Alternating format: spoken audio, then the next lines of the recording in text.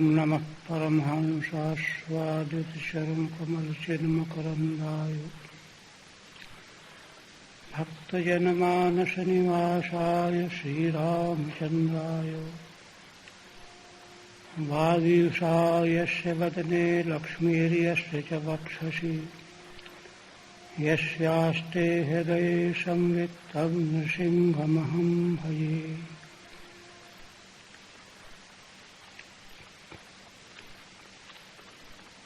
श्रीमद्भागवत के प्रथम स्कंद द्वितीय अध्याय में श्री सूत जी ने शौनक आदि ऋषियों को मनुष्य जीवन का श्रेय भगवत प्रेम और उसका अंतिम फल मोक्ष की प्राप्ति का निरूपण किया। परम धर्म का पालन करने से भगवत प्रेम प्राप्त होता है और फिर वांछित वैराग्य और ज्ञान प्राप्त होता है। पुनः क्रम जो बताया गया कि किस प्रकार से भगवान की मंगलमयी कथाओं में रुचि होती है, संत जनों के सेवन से, और फिर उससे रजोगुण तमोगुणी भाव समाप्त होते हैं, चित्त शुद्ध हो जाता है, भगवत विज्ञान की प्राप्ति हो जाती है। यही चित्त का प्रसन्न होना है। ऋषियों ने मनुष्य जीवन का एकांतिक श्रेय और चित्त की प्रसन्नता, ये नात्मा सुप्रसीदति, तो यह दोनों प्रश्नों का उत्तर यहाँ हुआ। इसके बाद और भी अवान्तर प्रश्न ऋषियों ने किए थे, तो उनमें एक प्रश्न यह भी था, तस्य कर्माण्युदाराणि, श्री भगवान के उदार चरित्र कर्म, लीला चरित्र। भगवान श्री कृष्ण के संबंध में प्रश्न किया था कि आप जानते हो कि किस प्रयोजन के लिए भगवान वसुदेव जी के द्वारा देवकी देवी में अवतरित हुए, किस प्रयोजन की सिद्धि के लिए। तो इसके साथ में भगवान श्री कृष्ण के लीला चरित्रों का भी प्रश्न सम्मिलित है, तो उसका उत्तर तो आगे देंगे, किंतु श्री भगवान के उदार कर्म चरित्र का उत्तर देने जा रहे हैं। वेदांत शास्त्र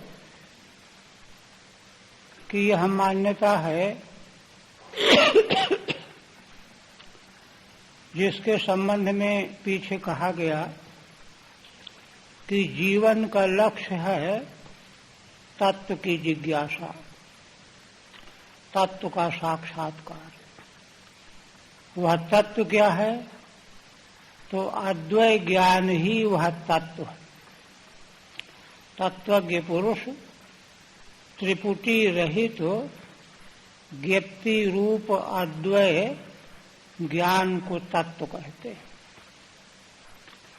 इसी को ब्रह्म, परमात्मा और भगवान शब्दों के द्वारा कहा जाता है। तो ऐसे जो भगवान हैं, जिनके संबंध में सूत जी ने बताया कि समग्र वेद नारायण परा वेदा, मख, धर्म, योग,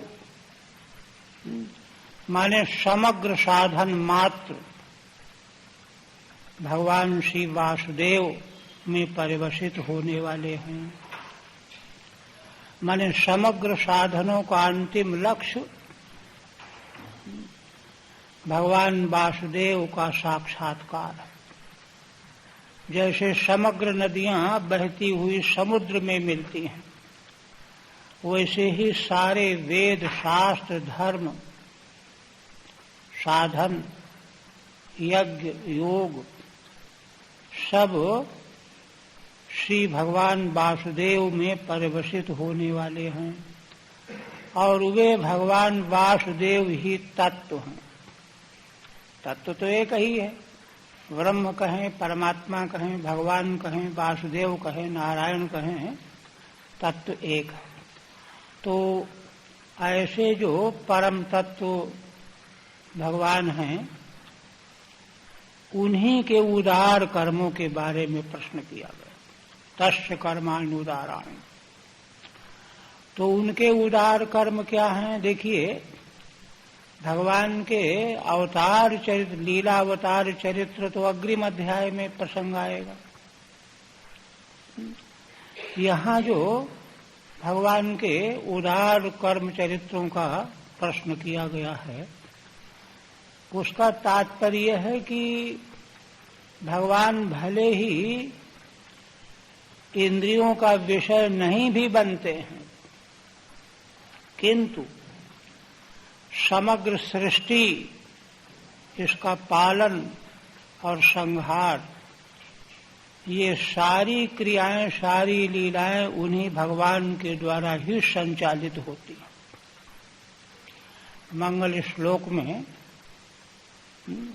जिस परम सत्य का भगवान व्यास ने स्मरण किया है, ध्यान किया है, वह परम सत्य वही तो है जिससे सारा संसार प्रकट होता है, स्थित रहता है, लीन होता है।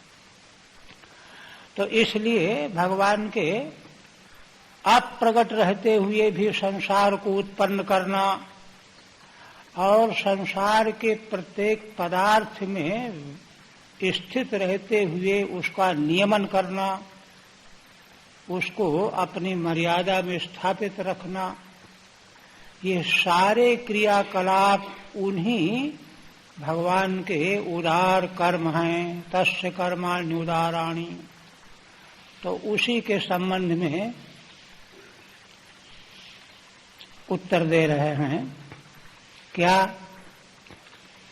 साएवेदं ससर्जाग्रे भगवानात्माया। वे भगवान जो हैं तो अगुण परम तत्व हैं।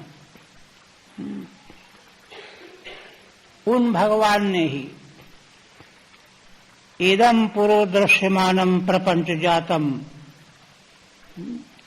अग्रे ससर्ज। उन निर्गुण भगवान परमेश्वर परमात्मा ने ही जब यहाँ कुछ नहीं था उस समय इस सृष्टि को रचा। कैसे रचा? जब निर्गुण थे, वे अगुण थे, तो कहते हैं कि आत्माया, क्रियाकलाप रचना के लिए भगवान ने आत्माया को के द्वारा रखा। वह भगवान की आत्माया कैसी है? सद रूपया। सत रूप भी असत रूप भी। सत माने कार्य, असत माने कारण, व्यक्त और अव्यक्त रूप। माने माया का एक रूप अव्यक्त है जो दृष्टिगोचर नहीं होता, कारण रूप, और एक व्यक्त है जो दृष्टिगोचर होता है। दोनों रूप वाली बात। उसके द्वारा भगवान ने गुणमयी माया के द्वारा इस विश्व को रचा। तो यह जो विश्व की रचना है, यही भगवान का उदार कर्म है। उपक्रम में हमने बात रखी थी कि भगवान ने संसार बनाया ही इसीलिए कि जीवों का कल्याण हो, उद्धार हो। यह भगवान का उदार्य है, उदारता पूर्ण कर्म है। टीका स्थिति। ननु जगत सर्वगत प्रवेश नियमनादि विलास युक्ते वस्तुनि। कुछ वेदांती वे ये समझते हैं कि यह जो जगत है, इस जगत को उस सत ब्रह्म ने बनाया, उसमें प्रवेश किया। तत्सृष्ट्वा तदेवानुप्राविशत्, तैत्तिरीय की श्रुति है। उसने संसार को, नाम रूप को बनाया, उसमें प्रवेश कर गया। तो जगत सर्ग माने जगत की उत्पत्ति और जगत में प्रवेश, उसका नियमन करना, इस प्रकार के विलास युक्त जो तत्व है, सर्वाधार सर्वाधिष्ठान, सर्वशास्त्र समन्वयो दृश्यते, समस्त शास्त्रों का उसमें समन्वय देखा गया है। उपनिषदों का, वेदांत शास्त्र का। किंतु आप सबको वासुदेव परत्व कहते हैं, सब वासुदेव पर है। कथम वासुदेव परत्वम सर्वस्य।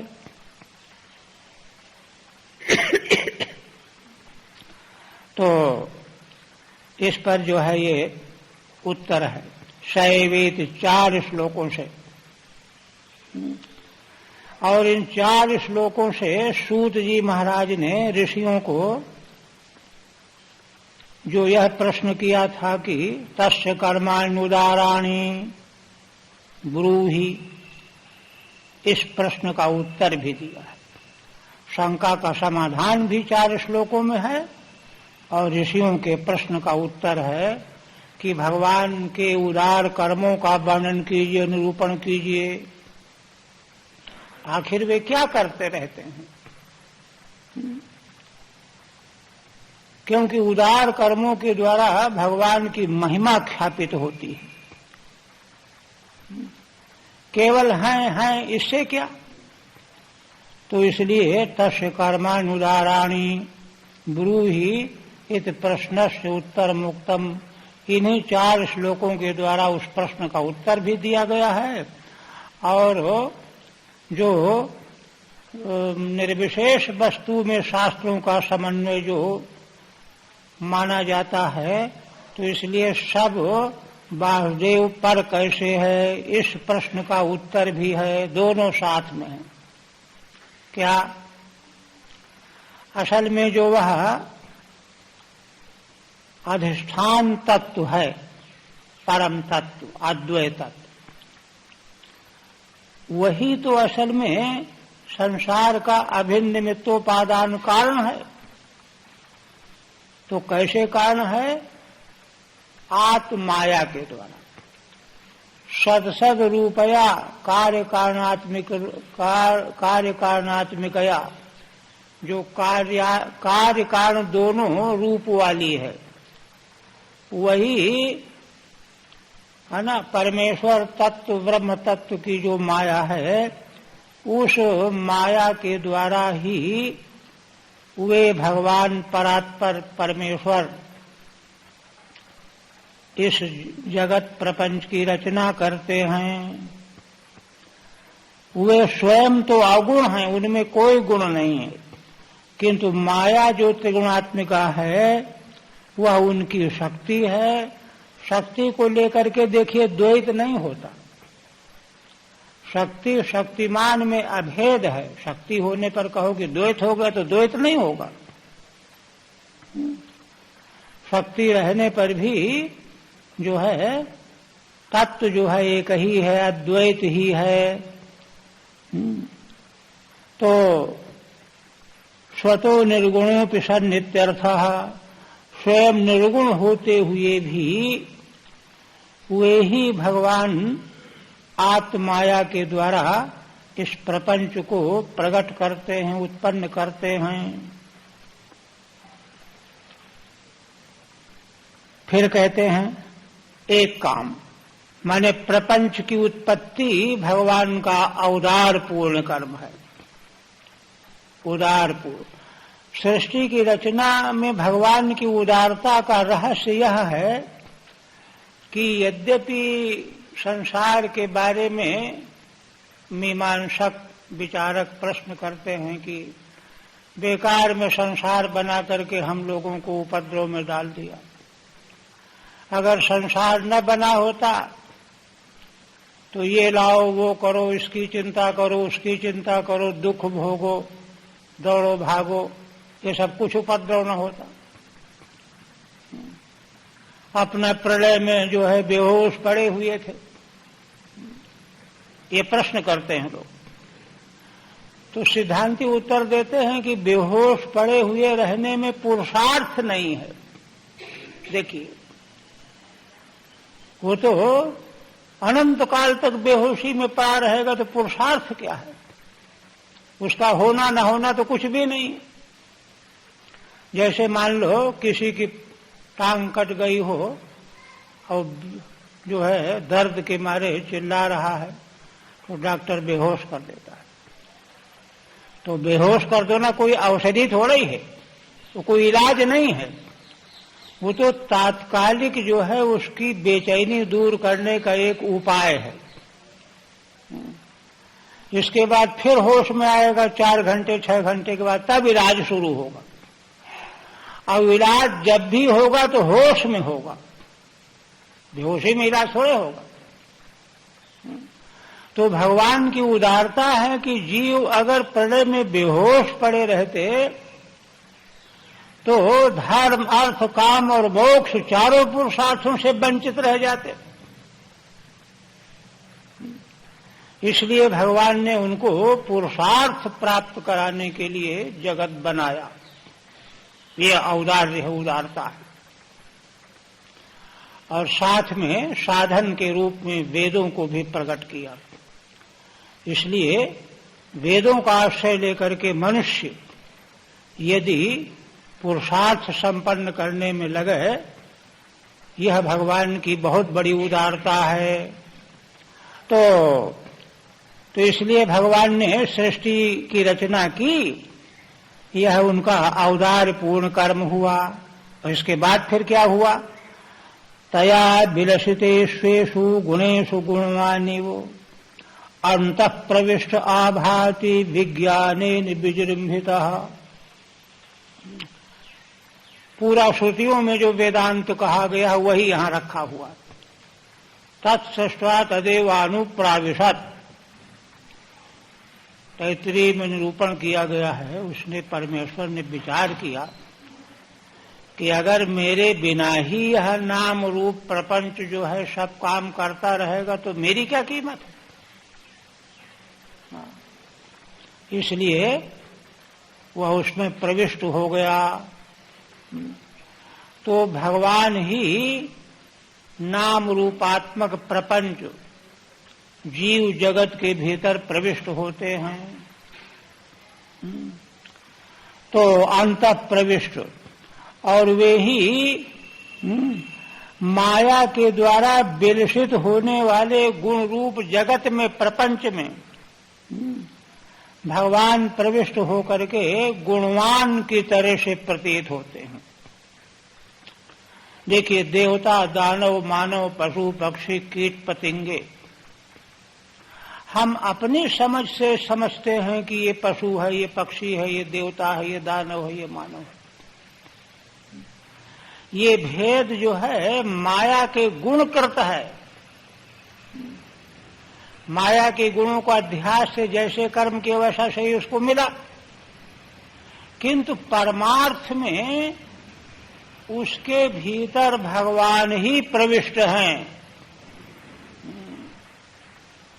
इसलिए शुद्ध भागवत जनों की दृष्टि किसी के शरीर में नहीं जाती। अरे ये पशु है, अरे ये पक्षी है, अरे ये है, अरे है ये है।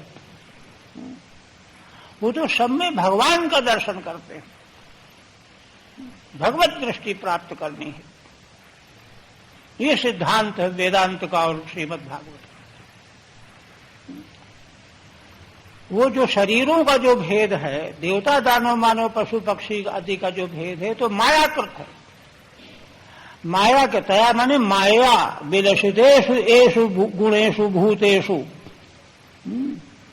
अंदर मूल तत्व तो है भगवान ही हैं, वही परम तस्य कर्माण्युदाराणी, वे अंदर प्रविष्ट हैं, वे ही आभाषित हो रहे हैं भिन्न भिन्न नाना रूपों में। गुणवान इव कहते भगवान जो प्रविष्ट होकर के गुणवान होते नहीं, वो तो अगुण हैं,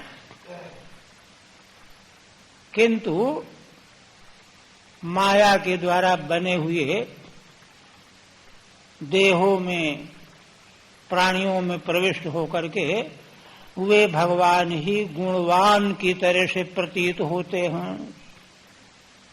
गुणवान है नहीं, यू का मतलब होता है कि वैसा उसके समान, वैसा है नहीं, उसके समान, यू का अर्थ यह है। तो गुणवान इव आभाति, तो कहते हैं कि अच्छा, अगर भगवान प्रविष्ट हुए हैं देहों में, देवता दानव मानव आदि देहों में, तब तो फिर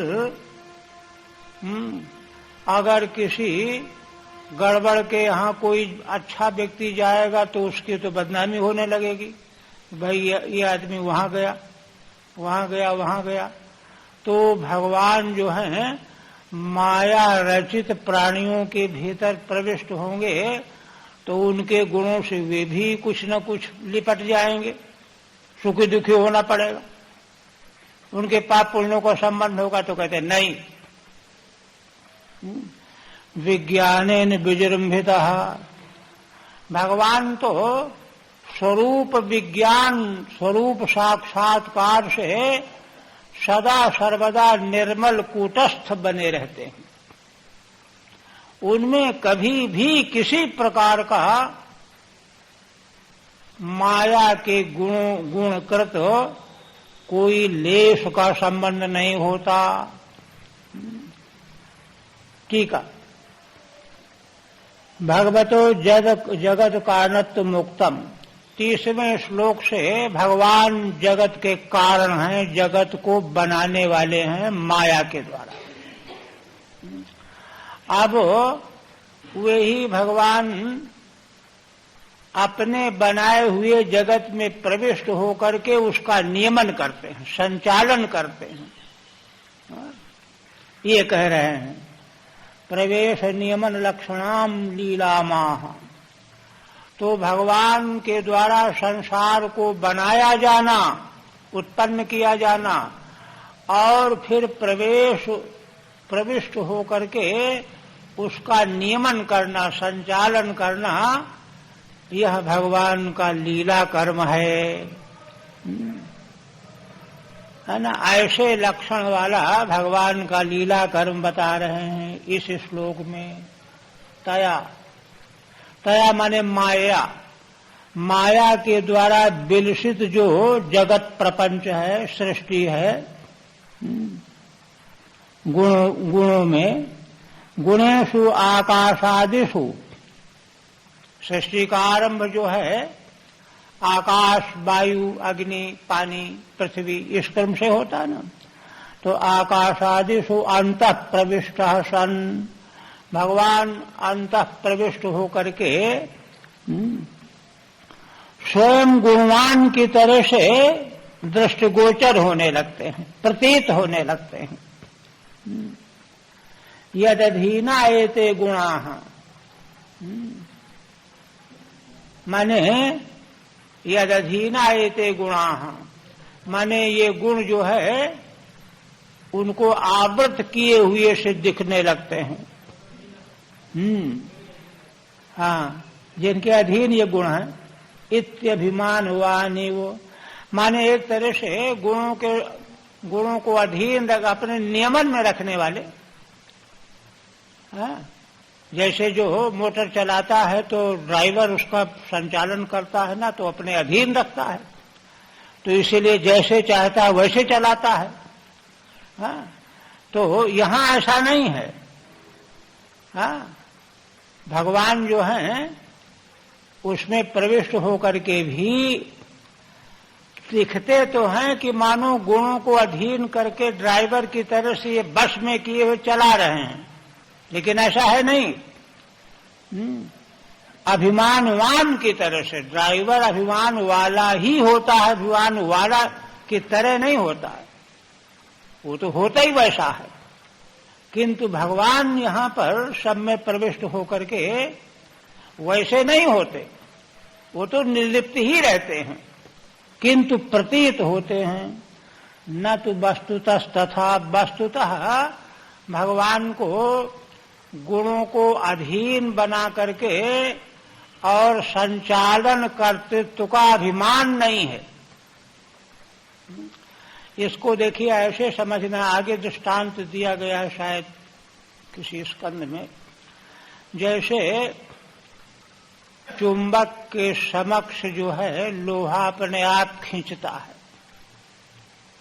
चुंबक कोई क्रिया नहीं करता, लोहा स्वयं खींचता है। उसी प्रकार से भगवान का प्रवेश जो है वह चुंबक की तरह से स्थायी है, किंतु गुण जो प्रकृति के हैं, है ना, देह इंद्रिय आदि को रूपों में, वे स्वयं ही, है ना, स्वयं ही नियमित होकर के काम करने लगते हैं। ये न तो वस्तुतः तथा यतो विज्ञानेन चित् शक्त्या विजृंभितो अत्यूर्जितः, क्योंकि कारण यह है कि असल में गुणों से लिप्त कौन होता है? जो स्वरूप को भूल जाता है। जैसे रज्जू में सर्प की प्रतीति किसको होगी?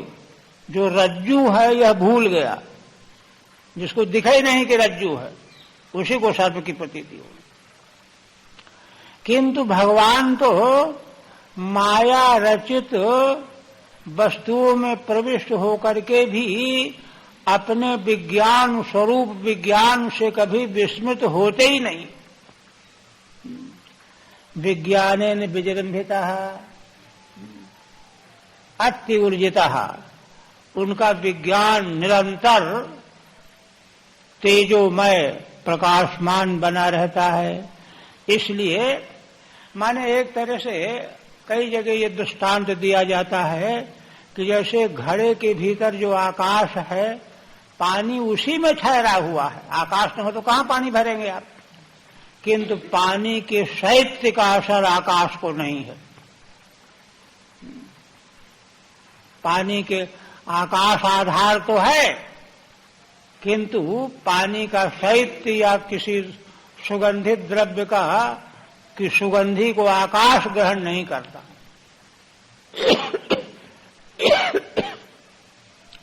तो इस तरह से भगवान जो हैं ऊर्जित स्वरूप में स्थित रहते हैं। विज्ञान विजृंभिता। अच्छा, अब आगे और बात, तस्य कर्मानुदाराणि का उत्तर दे रहे हैं 4 श्लोकों में। तीसरा और कहते हैं, माने प्रश्न ये खड़ा हुआ कि यदि एकमात्र अद्वय भगवान ही हैं तो यहां पर सृष्टि में नानात्व भेद कैसे दिखाई देता है? और फिर आप ये भी कहते हो कि देवता दानव मानव सभी में भगवान एक ही हैं।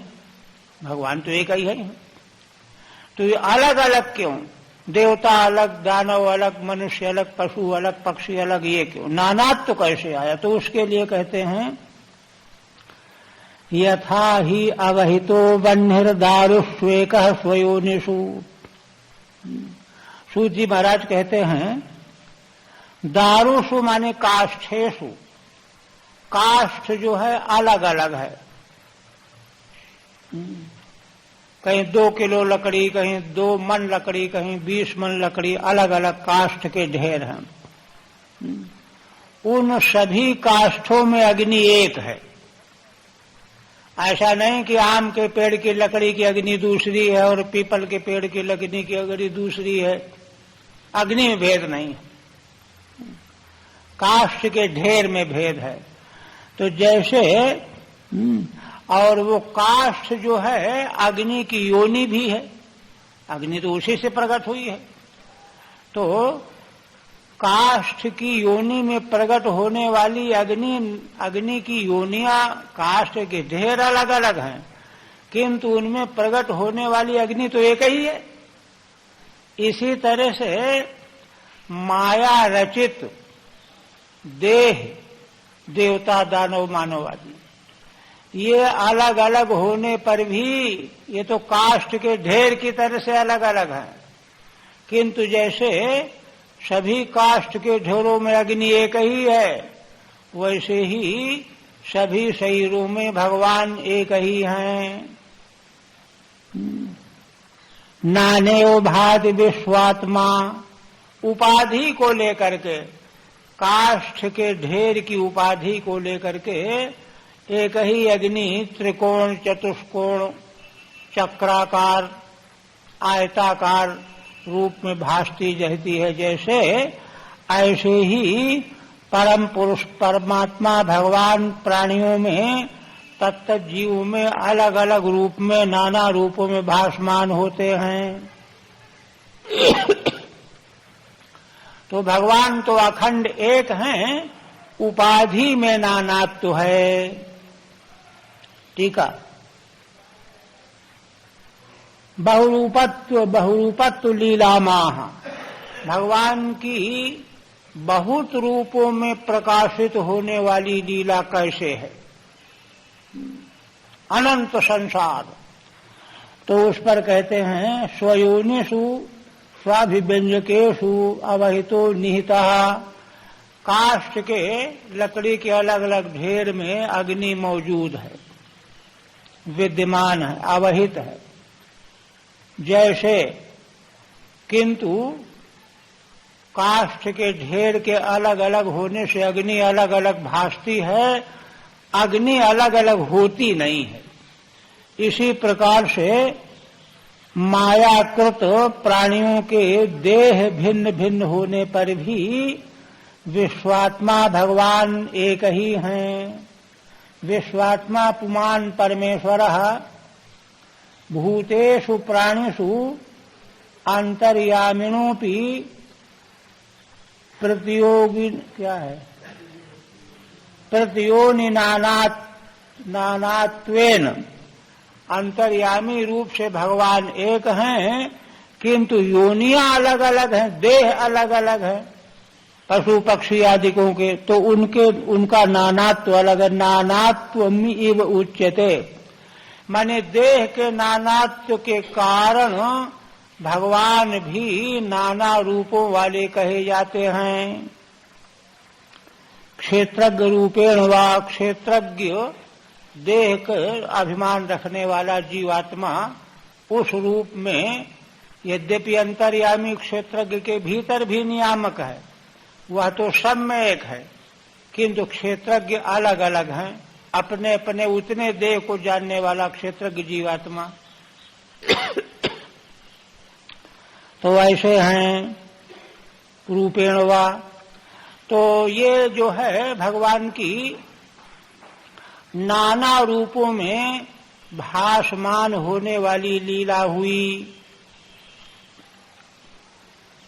अब इसके बाद देखिए, ये तो माने उत्पत्ति और नाना रूपों में भगवान की प्रतीति, भासमानता, दो चीजें हो गई। तीसरी बात और कहने जा रहे हैं कि माने संसार उत्पन्न हुआ और नाना रूपों में विस्तार से प्रकट दिखाई देने लगा, किंतु इसके भीतर बहुत सारे क्रियाकलाप चल रहे हैं। लेना देना, खाना पीना, चलना फिरना, आना जाना, क्रिया करना, भोग भोगना, ये सब चल रहा। ये सब क्या है? तो कह रहे हैं कि यह भी भगवान ही कर रहे हैं। ये देखिए, ये एक विलक्षण दृष्टि श्रीमद् भागवत के द्वारा प्राप्त होती है। इन चीजों को हम जान जाएंगे ना, तो जीवन बदल जाएगा। नहीं जानने से जीवन वही रूटीन बनाए रखते हैं रोज। जीवन बदलना है वही बात कह रहे हैं। क्या कहते हैं? कहते हैं कि असौ है ना, हाँ 33वां, असौ गुणमयैर्भावैहि भूत सूक्ष्मेन्द्रियात्भिः स्वनिर्मितेषु निर्विष्टो भुंक्ते भूतेषु तद्गुणान्। ये देखिए, सूत जी महाराज कहते हैं कि वे परमात्मा भगवान ही जो तत्व रूप हैं, जिनको ब्रह्म परमात्मा और भगवान कहा जाता है, नारायण कहा जाता है, वासुदेव कहा जाता है, वही है। उन्होंने संसार को बनाया और नाना रूपों में वही विलसित हो रहे हैं, प्रकाशित हो रहे हैं।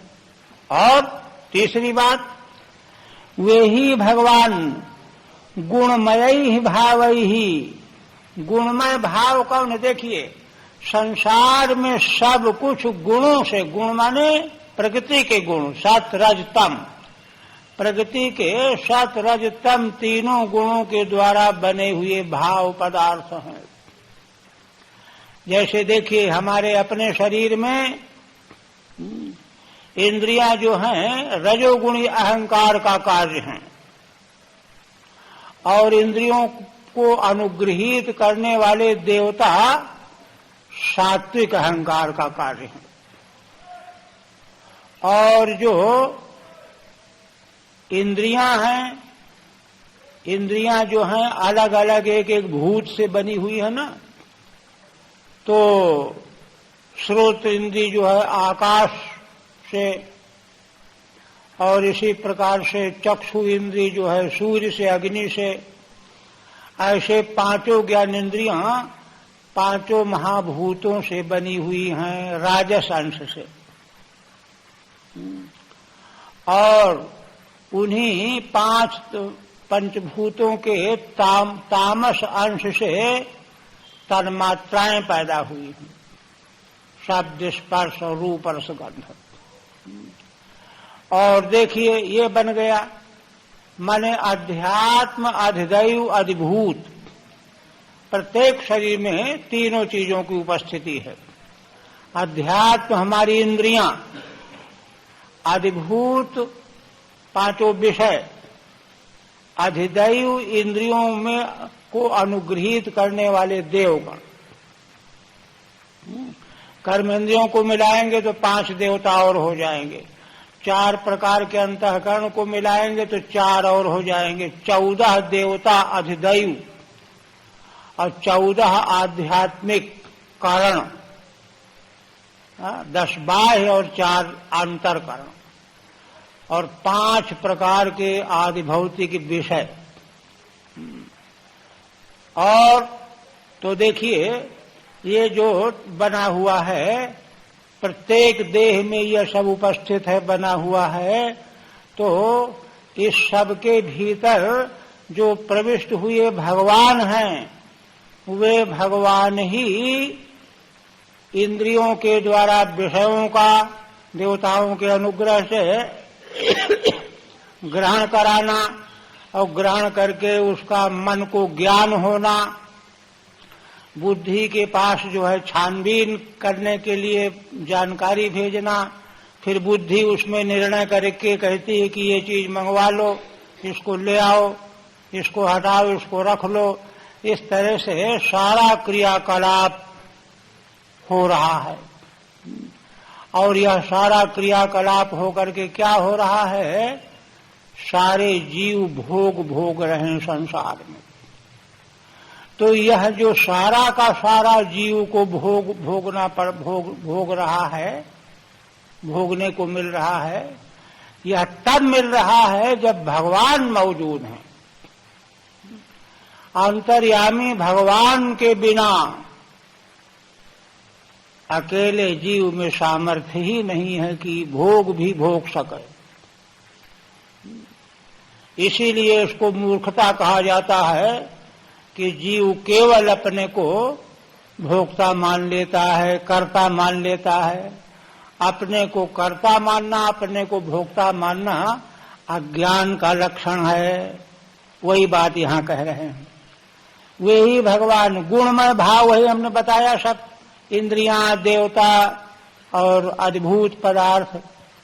भूत सूक्ष्म इंद्रियात भी, भूत सूक्ष्म कौन? शब्द, स्पर्श, रूप, रसगंध, तन्मात्रा रूप इंद्रियां। इंद्रियों में जो है ज्ञान इंद्रिया, कर्म इंद्रिया, अंतःकरण, इनके द्वारा तृतीया, कर्ण में तृतीया है, स्वनिर्मितेषु निर्विष्टः।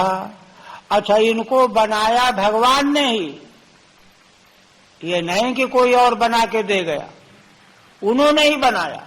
स्वनिर्मित कह रहे हैं, स्वयं भगवान ने बनाया और बना करके है ना, स्वनिर्मितेषु, अपने ही द्वारा बनाए गए स्थूल देह, इंद्रियां, सूक्ष्म देह, कारण देह में प्रविष्ट होकर के, भगवान प्रविष्ट होकर के भूतेषु तद्गुणान भुंक्ते, सभी प्राणियों के भीतर प्रविष्ट होकर के, विराजमान होकर के भगवान उन साधनों के द्वारा उन गुणों को भोगते हैं, चाहे जीव को भोगाते हैं।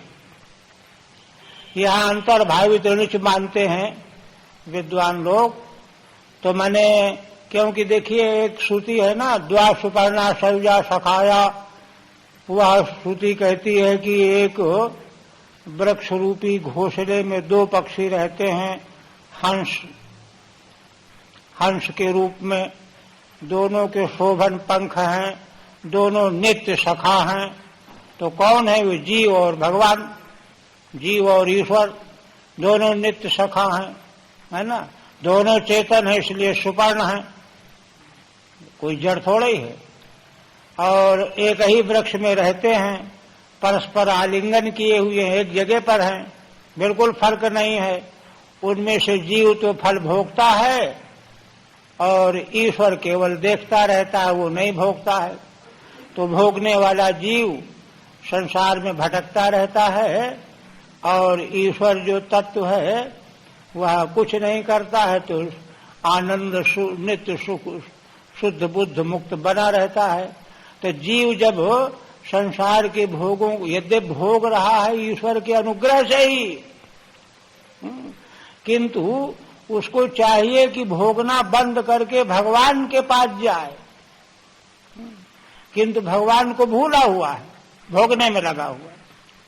और जब कभी भगवान के अनुग्रह से भोग से विरत होता है और भगवान के पास पहुंच जाता है तो मुक्त हो जाता है। तो इसलिए यहां पर अंतर्भावित निच मानेंगे तो माने भगवान अंदर स्वयं प्रविष्ट होकर के जीवों को भोगा रहे हैं। अब जीव चूंकि अपने बल पर नहीं भोग सकता, इसलिए वास्तविक भोक्तृत्व परमात्मा का, भगवान का मानना चाहिए। इसीलिए देखिए कई जगहों पर ये बात कही जाती है कि आप अपने को संसार के भोक्ता और शासक मत समझो, महाकर्ता महाभोक्ता भगवान को समझो। हम क्या है, ये बात कही जाती है, क्योंकि परमार्थ यही है। जीव की तो कोई औकात ही नहीं है।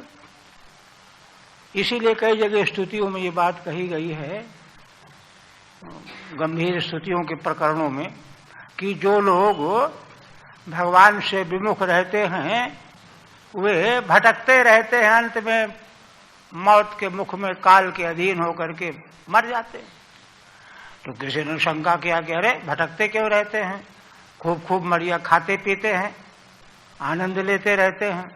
तो कहते हैं कि वह खाना पीने का आनंद भी भगवान के अनुग्रह के बिना मिल ही नहीं सकता, वह भी उन्हीं को मिलता। इसलिए जितना उनका पुण्य उतना मिल रहा है, किंतु उसके बाद वो पुण्य खर्च हो जाएगा भोग करके, इसके बाद कुछ नहीं है, ठन पाल हो जाएगा। इसलिए जो है ऐसा समझना चाहिए। टीका, भोग रूपाम लीलामाह। अब तस्य कर्मानुदाराणी, भगवान के ये कर्म है। देखिए, ऐसा करते हुए भगवान दिखाई तो नहीं देते। भगवान जब अवतार लेते हैं श्री राम के रूप में, श्री कृष्ण के, तो उनके तो क्रियाकलाप लोगों ने देखे, शास्त्र उनका वर्णन कर रहा है। किंतु ये जो क्रिया का, ये तो निरंतर हो रहे हैं। उत्पत्ति हो रही है, रक्षण हो रहा है, निमन हो रहा है, भोग हो रहा है, क्रियाएं हो रही है, ये तो निरंतर, किंतु दृष्टिगोचर नहीं हो रहा है। शास्त्र बताता है उनको। इसलिए कहते हैं कि असौ हरि ही, ये भगवान श्री हरि वासुदेव नारायण, भूत सूक्ष्माणि च इंद्रियाणि, भूत सूक्ष्म ही तन्मात्र रूप आकाश वायु अग्नि आदि इंद्रियां, श्रोत्रादीनि, है ना, चात्मा मनश्च, आत्मा माने बुद्धि, अंतःकरण और मन, तै स्वयं निर्मितेषु भूतेषु, अपने ही द्वारा, श्री हरि के द्वारा ही बनाए गए जो प्राणी, भूतेषु चतुर्विधेष्विति, 4 प्रकार के प्राणियों की सृष्टि है ना, जरायुज उद्भिद स्वेदज, एक और है ना अंडज। हाँ, 4 प्रकार की सृष्टि है, यह भगवान की बनाई हुई है। और इस चारों प्रकार की सृष्टि के भीतर भगवान इंद्रिय और तत्त मन आदि साधनों के द्वारा विषयों का ग्रहण कर रहे हैं, जीव को भोग करा रहे हैं। भोगे स्वातंत्रम द्योत्यते, यहाँ पर जो है सूत जी के सूक्ति में श्रीधर स्वामी कहते हैं कि भगवान के भोग में स्वातंत्र है, स्वतंत्र होकर के। तद गुणांश तत्त अनुरूपान विषयान इच्छया भुंक्ते भोजयति तृजर्थो वागेयः। माने उन गुणों को, शब्द स्पर्श आदिकों को, तत्त अनुरूप गुणों को स्वेच्छा से, स्वतंत्र रूप से भोगते हैं। अथवा भोजयति, अनिच अर्थ, अनिच का अर्थ जो है लगा देंगे तो जीव को भोग प्रस्तुत कराते हैं। भगवान बल देते हैं, शक्ति देते हैं, तो जीव भोग लेता है। भोगते पालयती तिवा, अथवा भुज धातु का अर्थ पालन करना भी है। माने जीव जो है भोगता रहता है, भगवान पालक बने रहते हैं। भगवान अगर पालन न करें तो जीव भोग ही नहीं पावे। भोगने जा रहा है तब तक कोई विघ्न आ जाएगा, कोई गड़बड़ हो जाएगा। यही तो कहा चतुर्थ स्कंद में दक्ष ने, जब दक्ष को भगवान शिव की कृपा से जीवित हो गए देवताओं की आराधना से, तब उनको होश आया, आंखों में अश्रु भर आए। दक्ष ने स्तुति की भगवान शिव की और कहने लगे कि देखिए इतना चाहते हैं। वहां उदाहरण दृष्टांत दिया है, जैसे ग्वाला गायों को चराने वाला डंडा लेकर के जंगल में ले जाता है चराने के लिए और सतर्क रहता है कि हमारी गाय को कोई गड़बड़ न कर दे। इसी प्रकार से भगवान शिव ब्राह्मणों की रक्षा में लगे रहते हैं, इनको कोई गड़बड़ न हो जाए, कोई नुकसान न पहुंच जाए, दक्ष कहते हैं। और इसीलिए आपने जो मुझे दंड दे दिया है, दंड क्यों दिया है? उनको तो कोई फर्क ही नहीं था। तिरस्कार वरस्कार क्या है उनका? वो तो मुस्कुरा ही रहे थे, वो साफ दे रहे तो मुस्कुरा रहे थे, वर्णन आया वहां।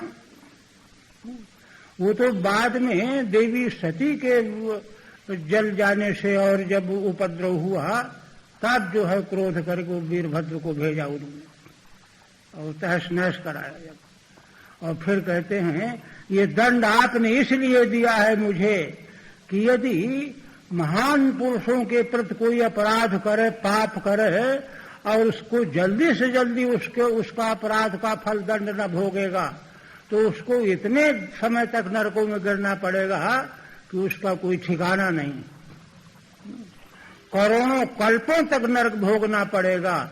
तो आपने मुझे दंड इसलिए दिया है कि जिससे मैं नरक से बच जाऊं। ये औदार्य है भगवान का। तो कह रहे हैं कि इसीलिए जीवों को भगवान भोग समर्पण करा करके और रक्षा करते रहते हैं, पालन करते रहते हैं। जैसे माँ बालक को भोजन या दूध देती पिलाती है तो कोई गड़बड़ न हो जाए, बिल्ली कुत्ता न नुकसान पहुंचा दे, सतर्क रहती है ना। इस प्रकार से भगवान जो है जीवों को सब भोग भी संपन्न कराते रहते हैं। ये है दर्शन। पालयति वा तदा तू आत्मने पदमार्षम। तो कहते हैं फिर तो आत्मने पद का प्रयोग न होकर के जो है परस्मै पद होना चाहिए, तो आर्ष प्रयोग है। आर्ष प्रयोग माने भगवान व्यास वाल्मीकि ऋषियों के जो वचन हैं उनमें व्याकरण के नियम अगर शिथिल भी हों तो कोई चिंता नहीं करनी चाहिए, क्योंकि ऋषियों के शब्द जो हैं वेद की तरह होते हैं। वेद में कोई ननुच नहीं कर सकता कि ऐसे कैसे कह दिया, वैसे कैसे कह दिया। पाणिनि सूत्र बना दिया, छंदस दृष्टानुविधि।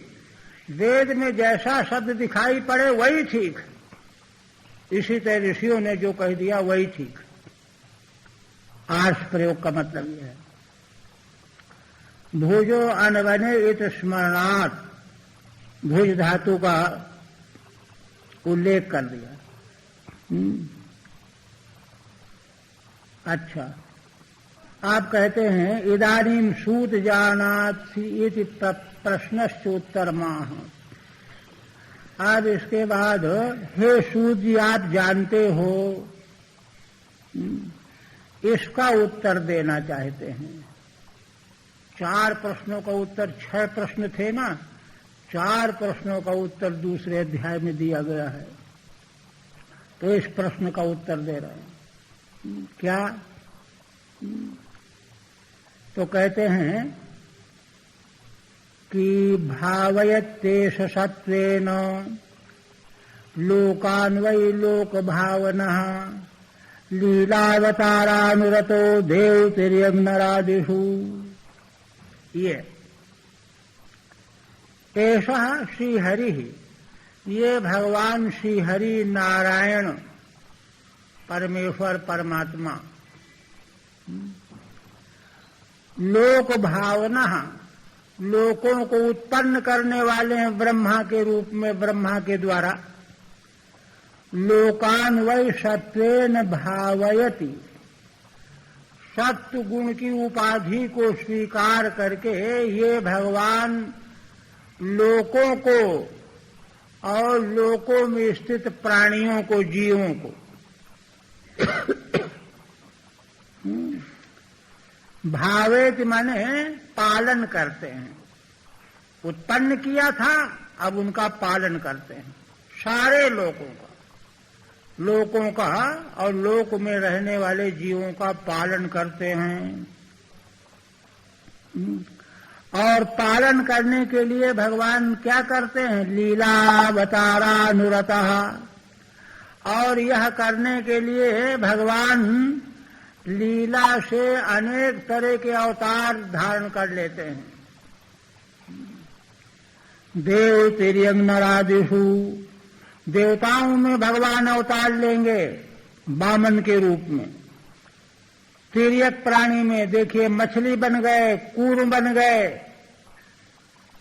और तिर्यक के बाद मनुष्य में, मनुष्य की आकृति में भगवान श्री राम, परशुराम, भगवान श्री कृष्ण मानव की आकृति में।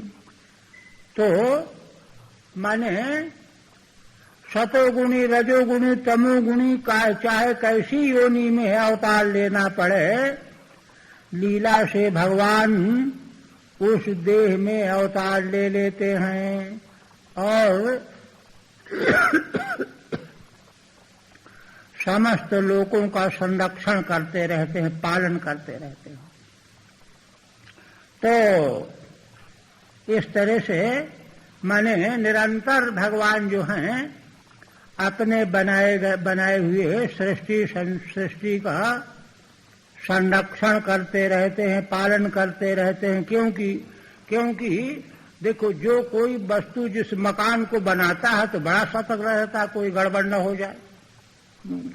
तो भगवान जब सारे संसार की रचना करते हैं, इसीलिए देखिए गीता में भगवान 3 अध्याय में कहते हैं अर्जुन को, लोक संग्रह की बात कहते हैं कि देखो अर्जुन, तीनों लोक में मुझे कुछ पाना शेष नहीं है।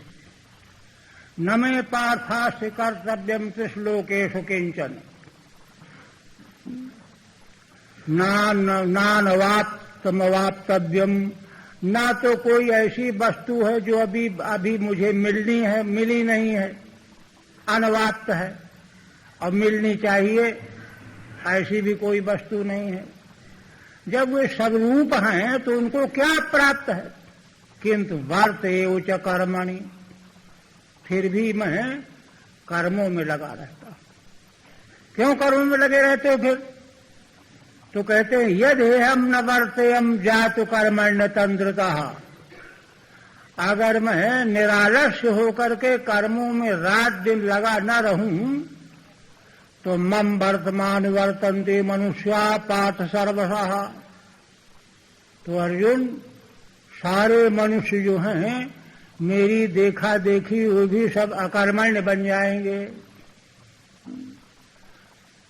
तो बन जाएंगे तो बन जाने दो। तो कहते नहीं, तब क्या होगा? अकर्मण्य बन जाने पर देखिए आदर्श नष्ट होते ही आगे क्या है? उत्से दूर्युर्मे लोका न कुर्याम कर्म चेदहम। तो सारे लोक उच्छिन्न हो जाएंगे, नष्ट हो जाएंगे अगर मैं कर्म न करूं। क्योंकि सारा संसार अकर्मण्य बन जाएगा। शंकरस च कर्ता श्याम हम उपहन्याम इमाम प्रजा। और शंकर वर्ण को प्रोत्साहन देने वाला मैं हो जाऊंगा, सारी सृष्टि का नाश हो जाएगा। तो भगवान को कितना दर्द है, कितनी पीड़ा है कि नहीं, संसार सांगोपांग चलता रहे, ठीक ठीक चलता रहे। और ठीक ठीक चलते रहने का उपाय यही है कि धर्म बना रहे, धर्म का आचरण और भगवान की पहचान बनी रहे, इसलिए ये सब करते हैं। और अभी तो है 10-15 मिनट। आप देखिए, हरि ओम तत्व श्रीमद्भागवते महापुराणे प्रथम स्कंधे द्वितीयोऽध्याय। इसकी टीका रह गई है। इदानीम सूत जानासीति प्रश्न से उत्तर में भावयति पालयति। भगवान जो हैं समस्त लोकों की और लोक के प्राणियों की पालना करते हैं। एतत् सर्वावतार साधारणम प्रयोजनम। यह तो एक श्लोक में उत्तर दे दिया गया है कि सभी अवतारों में भगवान निरंतर लोक और लोकों के प्राणियों का पालन करते रहते हैं। कोई अवतार लेकर के करते हैं, अवतार न लेकर के भी करते रहते हैं। विशेषतः कृष्णावतार से कुंती स्तुतौ वक्ष्यते। श्रीधर स्वामी कहते हैं कि भगवान श्री कृष्ण के अवतार के प्रयोजन जो ऋषियों ने पूछा था तीसरे प्रश्न में, तीसरे प्रश्न के साथ में भगवान श्री कृष्ण का अवतार क्यों हुआ एक, और उसके साथ में उन्होंने अवतार लेकर के क्या चरित्र किया दो।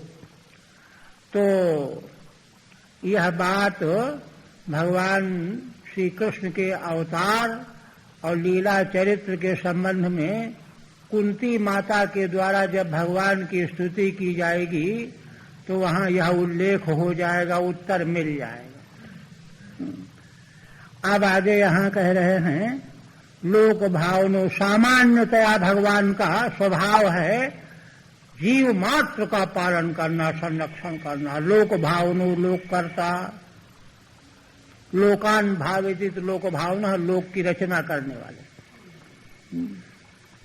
देवादिषु ये लीलावतारास्ते स्वनुरतो अनुरक्ता।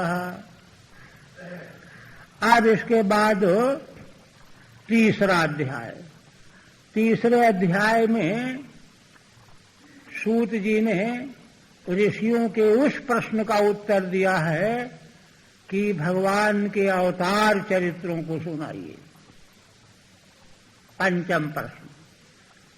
और उनमें एक तो आगे के लिए रख छोड़ा है, ये प्रश्न एक ये, और भगवान के अपने धाम को चले जाने पर धर्म किसकी शरण में गया।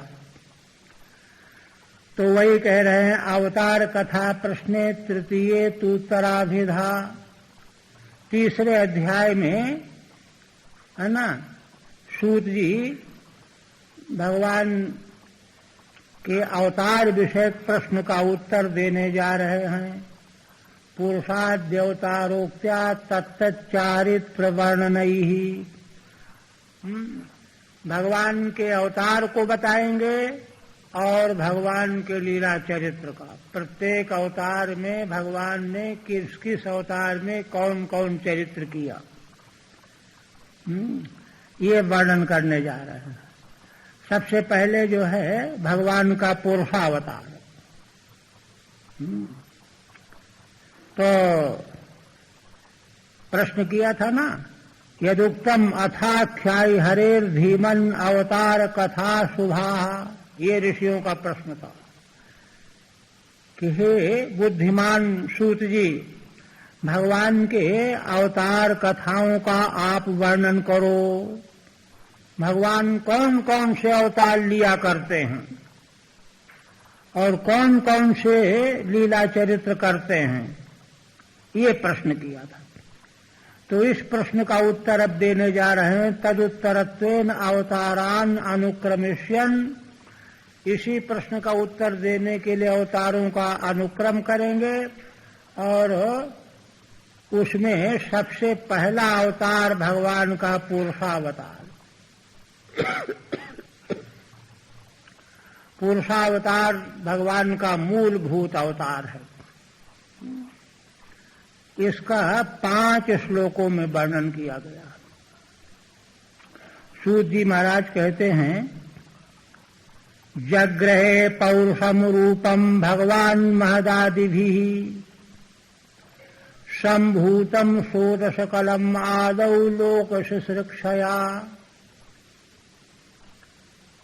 हे ऋषियों, आदि माने सबसे पहले, लोक शुश्रूषया लोकों की रचना करने की इच्छा होने पर, मैं लोकों को रचूं, लोकों का निर्माण करूं, रचना करूं, यह इच्छा हुई, संकल्प हुआ। उस समय भगवान ने 16 कला वाला अवतार ग्रहण किया। 16 कला वाला अवतार प्रकट किया भगवान ने। और यह जो भगवान का पहला 16 कला वाला अवतार है, यही पुरुषावतार कहा जाता है। पुरुष रूप में पुरुषावतार है। और यह भगवान का 16 कला वाला अवतार कैसे हुआ? महदादिभिः ही। देखिए, महत्तत्व, प्रकृति से महत्तत्व, महत्तत्व से अहं तत्व, और अहं तत्व से जो है पंच तन्मात्राएं, तामस अहंकार से 11 इंद्रियां। तो 11 इंद्रियां और पंच तन्मात्राएं 11 और 5 16, ये ही 16 कलाएं हैं। 16 कलाएं हैं। 16 कलाओं वाला एक स्वरूप प्रकट हुआ, सूक्ष्म। ऐसा जो समष्टि स्वरूप प्रकट हुआ, विराट स्वरूप, यही 16 कला का भगवान का पुरुषावतार है। महदादि महत्तत्व, अहं तत्व तन्मात्राओं के द्वारा यह प्रकट हुआ है। माने कहने का मतलब देखिए, इसको ऐसे समझिए, इसको आगे तो विस्तार से बता ही रहे हैं। समग्र ब्रह्मांड में, सृष्टि में जितने प्राणी हैं, जीव हैं, चाहे किसी भी योनि के हों, देवता, दानव, मानव, पशु, पक्षी, कीट, पतंग, सब, उन सबों की जो इंद्रियां हैं, उन सबों के जो मन हैं, उसका इकट्ठा एक कोष है। उसी से सबको इंद्रियां दे दी गई, मन दे दिए गए, बुद्धि दे दी गई, वितरण कर दिया गया। तो माने तात्पर्य कहने का यह है कि 16 कला वाला जो पुरुषावतार पहला प्रकट हुआ भगवान का, तो यह वह तत्व है जिसके द्वारा ही आगे उत्पन्न होने वाला विशाल नाना प्रपंच, जिसमें अनंत जीव, 4 प्रकार के अनंत जीव, उनके रहने की जगहें, उनके खाने पीने के पदार्थ, उनकी आयु, उनके क्रियाकलाप, ये सब वहीं से निश्चित हुए हैं, प्रकट हुए हैं। माने उन सबों का जो है वह केंद्र है, कोष, वहीं से सब जगह, जैसे पावर हाउस में जो बिजली रहती है, वही जो है सैकड़ों योजन तक बांटी जाती, वितरित की जाती है। तो अनंत सृष्टि का पावर हाउस रूप ही भगवान का पुरुषावतार है पहला, 16 कला वाला। और कहते हैं यस्यांभस शयानस्य, अंभ माने जल, जल की उत्पत्ति असल में सृष्टि का कारण रूप जल है। यह ये पंचीकृत भी नहीं है, शुद्ध जल है, वेदों में वर्णन आया है। तो वे भगवान नारायण के रूप में जल में शयन किए हुए थे। योग निद्राम वितन्वतः, योग निद्रा में भगवान सोए हुए थे, नारायण भगवान। तो कहा जाता है ना कि नारायण भगवान की नाभि कमल से ब्रह्मा प्रकट हुए। तो नारायण भगवान जो जल में शयन किए हुए थे, वही पुरुषावतार है, 16 कला वाला। उन्हीं के नाभि कमल से लाभ हृदाम बुजादासीत ब्रह्मा विश्व सुजामपति, विश्व की रचना करने वाले प्रजापतियों के पति ब्रह्मा योग निद्रा में शयन किए हुए भगवान के नाभि कमल से प्रकट हुए। तो जिन भगवान के नाभि कमल से ब्रह्मा जी प्रकट हुए, वही भगवान का आदि पुरुषावतार है। और देखिए, यस्यावयव संस्थानैः कल्पितो लोक विस्तरः, भगवान का वह जलाशय में शयन किया हुआ जो विग्रह है, स्वरूप है, वह इतना विशाल है, अनंत है। उसी के अवयवों से, अवयव माने हिस्से, अवयव संस्थानों से समग्र लोकों का विस्तार बना है। आगे तीसरे स्कंध में कैसे लोकों का विस्तार होता, आगे वर्णन आएगा। तद्वै भगवतो रूपम विशुद्धम सत्वमूर्जितम। और कहते हैं कि देखो, भगवान का यह जो पहला पुरुषावतार है, जो विशुद्ध ऊर्जित सत्व है, इसमें किसी प्रकार के दूसरे गुणों का समावेश नहीं है। ऊर्जितम सत्वम विशुद्धम, देखिए 3 गुण जो प्रकृति के सत्व रज तम है ना, तो इनमें तीनों में तीनों का मिश्रण रहता है। किंतु भगवान जब सात्विक उपाधि ग्रहण करते हैं तो उसमें मिश्रण नहीं रहता, इसलिए इसको विशुद्ध सत्व कहते हैं। सामान्य सत्व में रजोगुण भी थोड़ा न थोड़ा रहेगा, तमोगुण भी थोड़ा न थोड़ा रहेगा। ऐसे रजोगुण में भी तो सतोगुण भी रहता है, तमोगुण भी रहता है, तमोगुण में रजोगुण सतोगुण भी रहता है। प्रकृति के क्षेत्र में तीनों गुण में तीनों रहेंगे ही, किंतु भगवत स्वरूप का प्रकाशन जिस रूप में होता है वहां शुद्ध सत्य होता है, इसलिए वह अप्राकृत तत्व है। वह इसीलिए कहते हैं तद्वै भगवतो रूपम विशुद्धम सत्वमूर्जितम। ऊर्जित सत्व विशुद्ध रूप भगवान का है वह। ठीक है, इसकी कल करेंगे।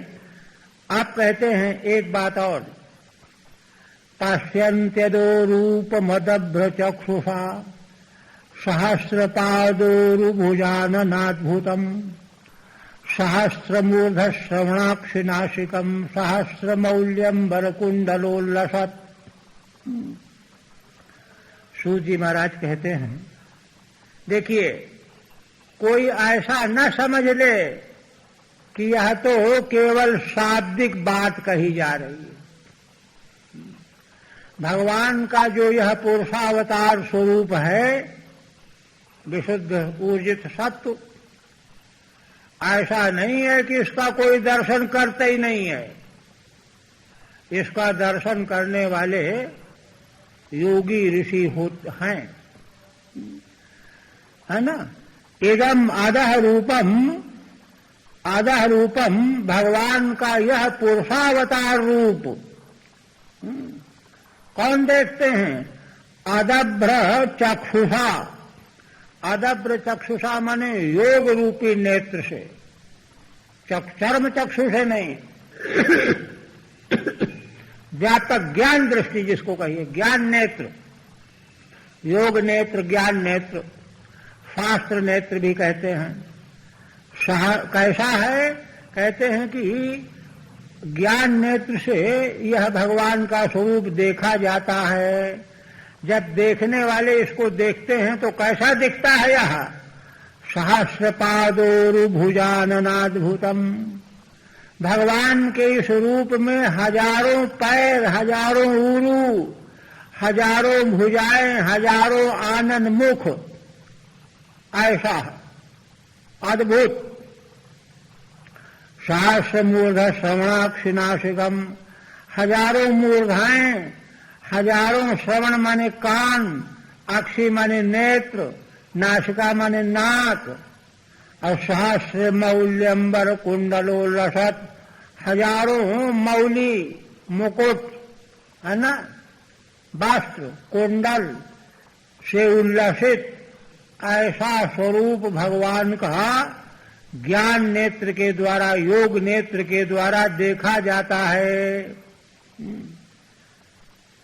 माने कहने का तात्पर्य है जैसा कि पुरुष सूक्त में वर्णन किया गया है उसी प्रकार का यह वर्णन है। सहस्र शीर्षा पुरुषा सहस्राक्षा सहस्रपाद मंत्र है ना, विराट भगवान का वर्णन। तो उसका मतलब क्या है? असल में है समग्र विश्व ब्रह्मांड के अनंत प्राणियों के सिर भगवान के ही सिर हैं, अनंत प्राणियों के नेत्र भगवान के ही नेत्र हैं, अनंत प्राणियों के हाथ पैर अंग प्रत्यंग वे सब के सब भगवान के ही हैं। इसलिए अगर उन भगवान का दिव्य रूप देखा जा सकता है तो इस रूप में दिखाई पड़ेगा। भगवान का यह रूप है, ऐसा रूप है। तो इस प्रकार से है ना।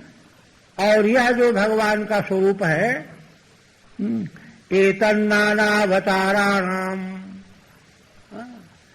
यह भगवान का स्वरूप जो प्रथम प्रकट हुआ आदि, यही भगवान के नाना अवतारों का मूल है, केंद्र। इसी से आगे के अवतार उत्पन्न होते जाएंगे। एतन्नानावताराणाम निधानम बीजमव्ययम, निधान माने लया स्थान भी है, बीज भी है, और बीज देखिए सावयव नहीं, अव्यय। और दूसरे बीज तो खर्च हो जाते हैं, नष्ट हो जाते हैं, यह कभी नष्ट होने वाला नहीं, अव्यय है। यशांशांशेन सृज्यन्ते देवतुर्यं नरादयः, माने नाना अवतारों का बीज भी यही है, और सारे विश्व ब्रह्मांड का बीज भी यही है। इसी से सारा संसार पैदा होता है, और इसी से नाना अवतार आगे जो वर्णन किए जाएंगे वे भी इसी से प्रकट होंगे। यशांशांशेन सृज्यन्ते, ये भगवान का जो पुरुषावतार है, इसका अंश है ब्रह्मा, ब्रह्मा के अंश है दक्षादि प्रजापति। तो जिनके अंश के अंश के अंश से देवता, तिर्यक, मनुष्य, ये सब पैदा होते रहते हैं, बनाए जाते हैं, उत्पन्न किए जाते हैं। ऐसा यह भगवान का आदि अवतार पुरुषावतार है। आज यहीं रहने दीजिए, फिर जो है